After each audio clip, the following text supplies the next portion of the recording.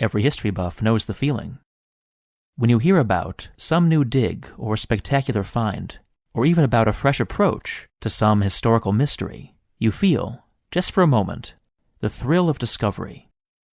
For me, at least, there's something satisfying in the knowledge that such discoveries are still possible in a world of satellite imagery and ground-penetrating radar.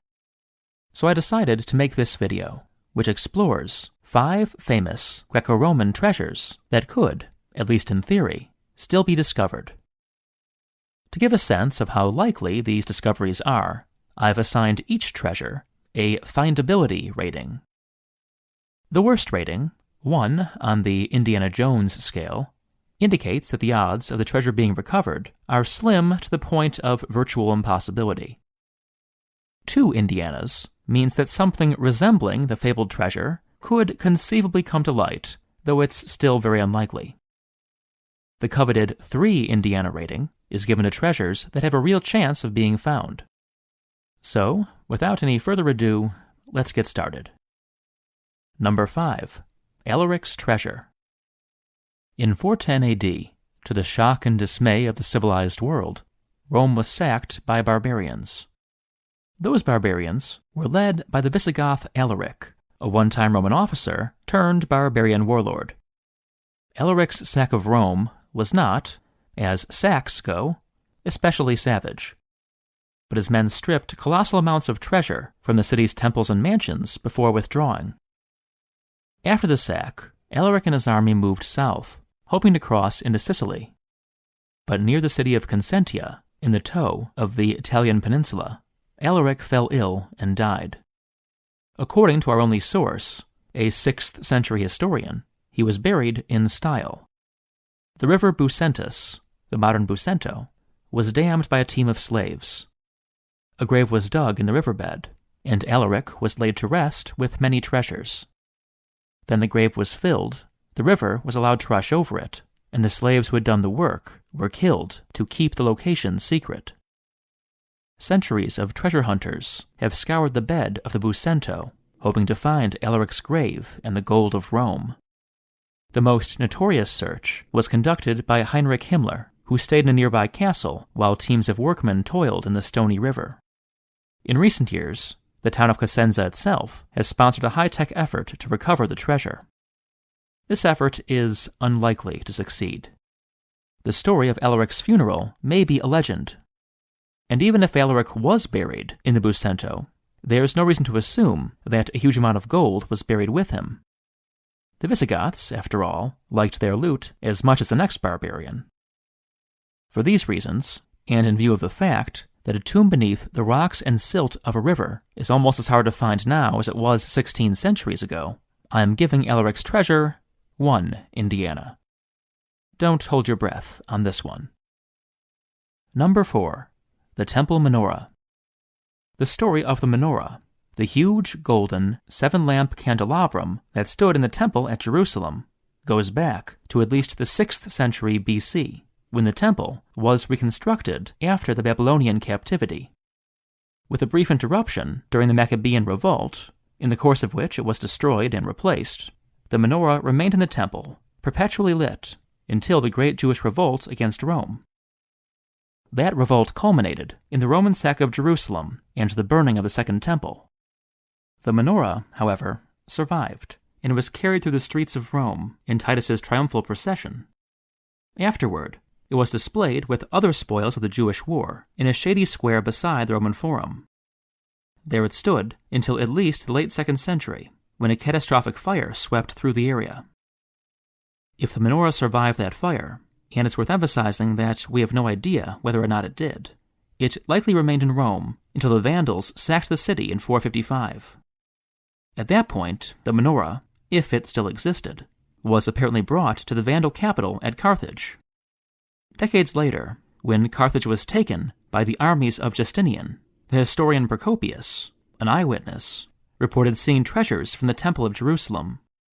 He makes no specific mention of the menorah. The treasures found in Carthage went to Constantinople, where they were paraded through the streets. Then, according to Procopius, they were sent to Jerusalem. If they arrived there, and if the menorah was among them, no extant source mentions it. The Temple Menorah, in short, has been unattested since at least the time of Justinian, and may have been destroyed as early as the 2nd century. I think it extremely unlikely that it still exists, but since we can't know for sure, I'll give it 1 Indiana. Number 3. The Gold of Tolosa. In 106 BC, a Roman army led by Quintus Servilius Caepio captured the Gallic city of Tolosa, modern Toulouse. There, in a temple, Caepio and his men found a treasure of awesome proportions. According to the most reliable account, the temple and surrounding ponds, which glittered with offerings flung into the water by centuries of worshippers, contained about 15,000 talents of gold and silver.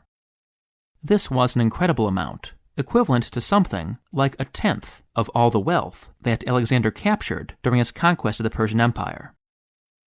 Since only a fraction of the treasure ever reached Rome, it was rumored that the gold had been stolen in transit, perhaps by Caepio himself. And since Caepio and his descendants would suffer a series of disasters, it came to be said that the gold of Tolosa was cursed. In all likelihood, however, the truth was that the treasure had simply been plundered and divvied up by Caepio and his men. Talk about a curse likely emerged later, after Caepio brought about one of the greatest military disasters in Roman history. The gold from the temple at Tolosa is long gone, but there may still be treasure in the vicinity. The Gauls often deposited precious offerings in rivers and lakes. Knowing this, the Romans recovered huge amounts of gold and silver by searching bodies of water. At least some submerged treasure is likely to still be waiting, and for that reason, I'll give the Gold of Tolosa a findability rating of 1.5 Indianas. Number 2. The Copper Scroll Treasures.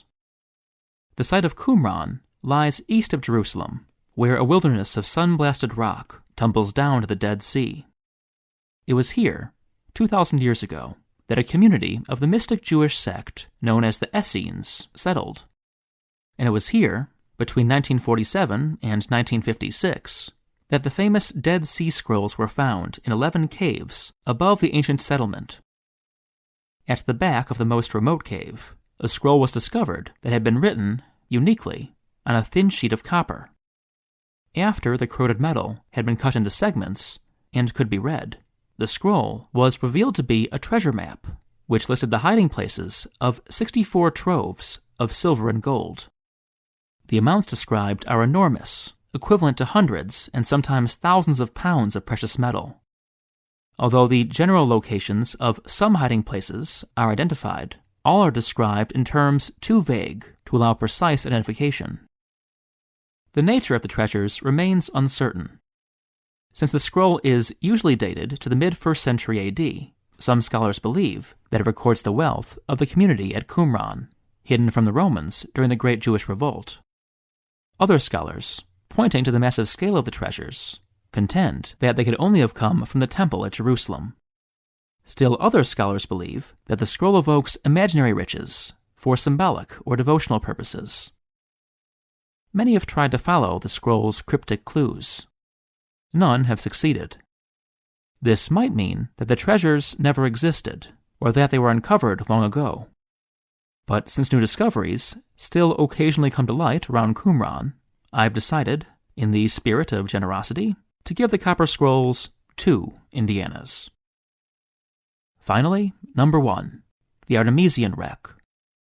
We've lost almost every freestanding statue from the greatest era of ancient Greek sculpture, largely because many of those statues were cast in bronze, and thus tended to be melted down for scrap. A large fraction of the very few surviving ancient Greek bronzes were only preserved by the fact that they were underwater during the Middle Ages.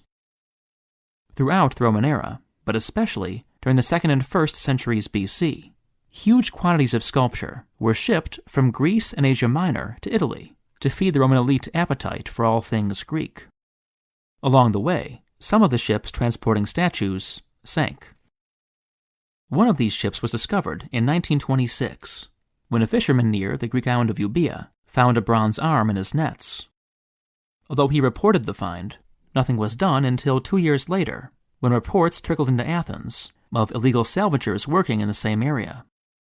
Lurching into action at last, the authorities caught men in the act of raising a statue from the seabed. That statue proved to be the Artemision bronze, a magnificent classical statue of Zeus or Poseidon. 2 years later, divers recovered parts of a bronze equestrian statue from the same area. Once a fishing vessel discovered additional fragments, the sculpture was revealed to be a life-size depiction of a jockey on a racehorse. Like the Artemision bronze, it became a highlight of the National Museum in Athens. The presence of 2 masterpieces on the same wreck has led scholars to theorize that the ship carrying them was filled with loot, perhaps from the Roman sack of Corinth. Despite multiple expeditions over the years, however, no trace of the wreck itself has ever been discovered. The ship must still exist, buried under silt somewhere off Euboea, and it may still contain other masterpieces, perhaps many other masterpieces, of ancient Greek art.